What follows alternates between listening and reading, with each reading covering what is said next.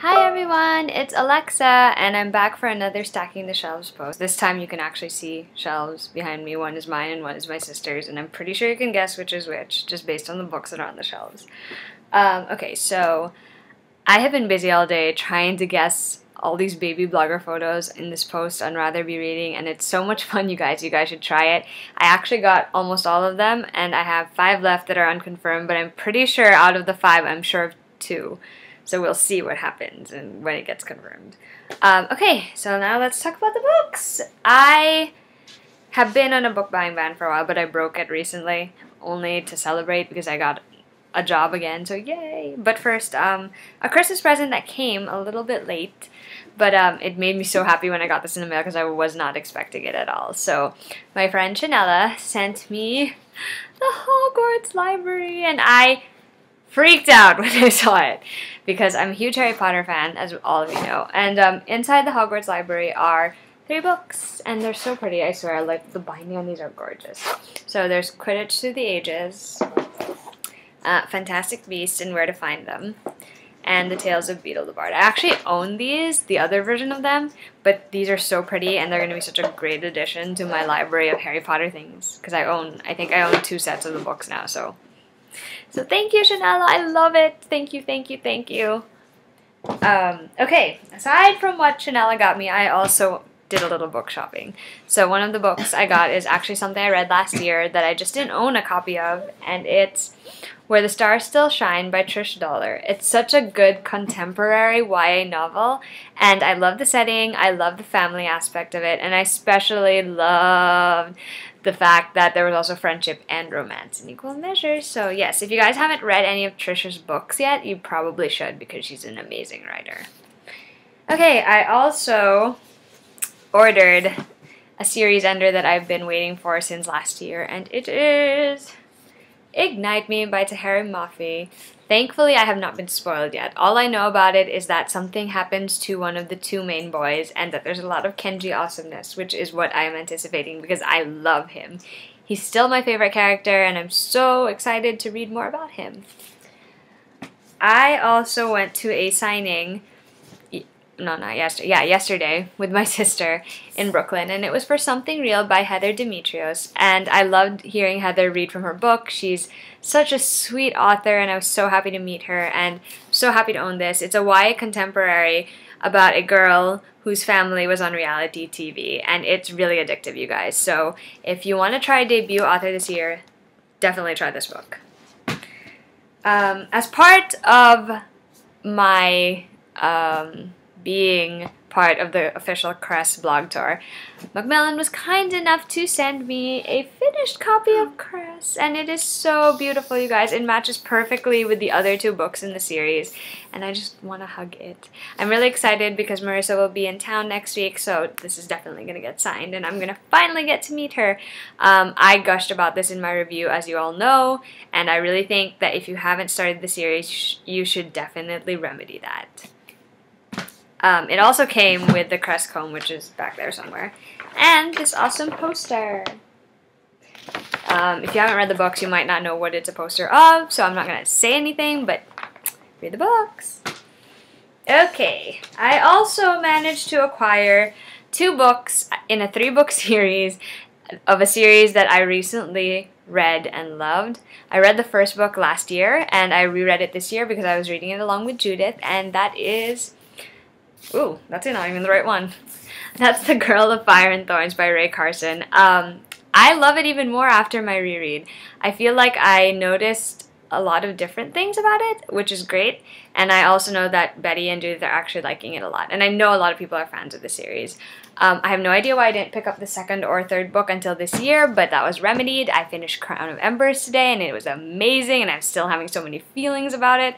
I don't actually own a copy yet. It's on my wish list. I will get it soon, I promise. But I do own a copy of The Bitter Kingdom, 3rd book, which I will be reading tonight. I need to know what happens to these characters that I love so and their stories, so that's happening. I have no doubt that I will have so many feels after this, so if you've read this series and you love it, feel free to tweet at me about it. I totally failed at the Under the Never Skye readathon this week, even though I was one of the hosts. I started it, but I got distracted by Fire and Thorns. thankfully I have this weekend to remedy that. So I will be reading the entire series. I did own the first book. I got it as a Christmas present from the Broken Bookish Secret Santa. It's from Danielle. I am lucky, too, because I got finished copies of Through the Evernight, which is the second book, and Into the Still Blue, which is the third book. The whole series is by Veronica Rossi, and I'm actually really looking forward to it because it sounds very different. A lot of people that I trust have enjoyed it, and it's funny because these people, they all have different tastes. So just to hear from various people that they loved it makes me really excited to read it. So I hope I love it too. Okay, aside from that, I did get a couple of other books this week. I have a copy of, oh, I don't know where it is. Oh, I went to the library and I snagged a copy of The Humming Room by Ellen Potter. I'm pretty excited. You know why? Because this is a book based on The Secret Garden. That's exciting to me because I loved The Secret Garden as a kid, so I can't wait. I also have, as part of a project I'm doing with some other bloggers, this book, After Hello by Lisa Mangum. It sounds really good, and so far the others have enjoyed it, so I can't wait to read it as well. I also borrowed, I think you can see it on the shelf right there, I also borrowed the first 3 books in the Luck series by Jennifer L. Armentrout. That's Obsidian, Onyx, and Opal, and I need to reread the first 2 before I can continue and read the last 2. I will be doing that because that series has been book pushed on me so many times by my sister and by Rachel, so it's happening! What else did I... Oh, I also borrowed Roomies from Rachel. I think it's... I don't know where I put it, but it's around here somewhere. I borrowed Roomies from her, which is by Sarazar and Tara Altebrando, and I'm pretty excited for that because I had roommates when I was in college, and they're 3 of my best friends now, so it'll be exciting to read about, you know, potential roommate situation. Okay, now let's talk other books that I got. I have really, really amazing friends. My friend Gabby attended ALA Midwinter in Philly, and she brought me back a present, and she was so excited to show it to me, and I was so excited to see it, and I may have spazzed a little bit when I saw that it was Strange and Ever After by Susan Dennard, the 3rd book in the Something Strange and Deadly series. I'm so excited to read it and find out what happens to Eleanor and Daniel and the rest of the Spirit Hunters. And I'm pretty sure I'm going to enjoy it because Gabby's already read it and she said she loved it. So yeah, definitely going to reread the first 2, which are on the shelf back there somewhere, before reading this one.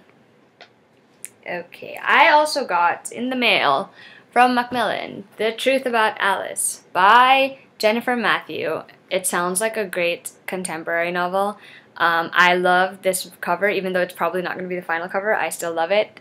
I'm really excited to read it. It's actually kind of short. It looks short, but I hope it's one of those books that kind of packs a punch because it seems like it's got like a dark subject matter. Okay, I also got for review from St. Martin's Love and Chaos, which is the 2nd book in the Brooklyn Girls series by Gemma Burgess. I love the first book, you guys. I have recommended it to a lot of people, and I've actually bought it for a lot of people. It's just so much fun to read about people who are my age who are trying to make a life in New York, and I think a lot of people would enjoy it. I think it would be new adult, but it's very chick lit new adult, so that's a little different for me. I love it. I can't wait to read this. From Bloomsbury this week, I got a few awesome titles. I have Searching for Skye by Jillian Cantor, which this definitely sounds like nothing I've read before. I don't know if that's going to be a good thing or a bad thing, but I'm looking forward to finding out. Let's read the tagline. It says, "The only home she ever knew is gone. Now she must survive in a hostile world. Ours."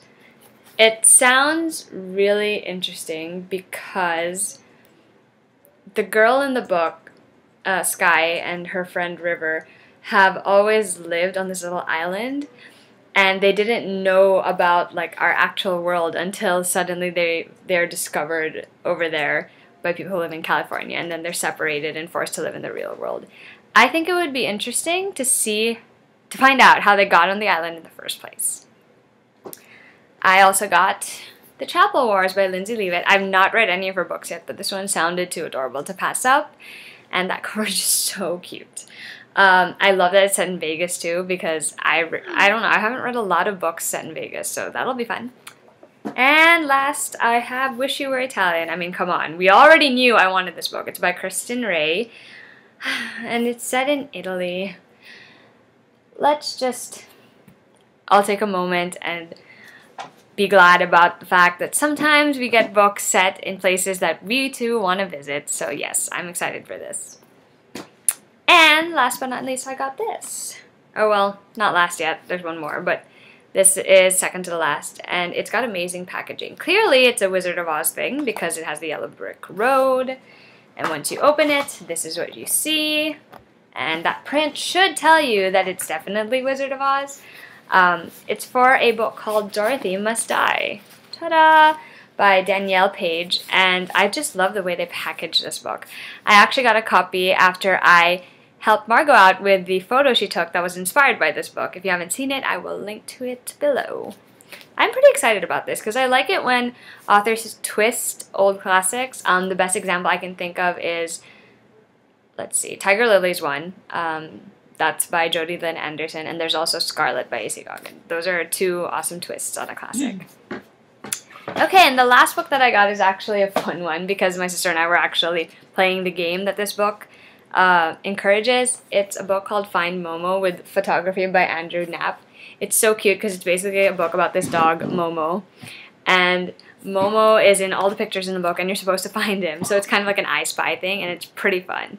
So we shall see. I might review this, I might not, but in the end I just like the pretty photos in it. And that's all I got for the past 2 weeks, you guys. I'll be seeing you in 2 weeks again after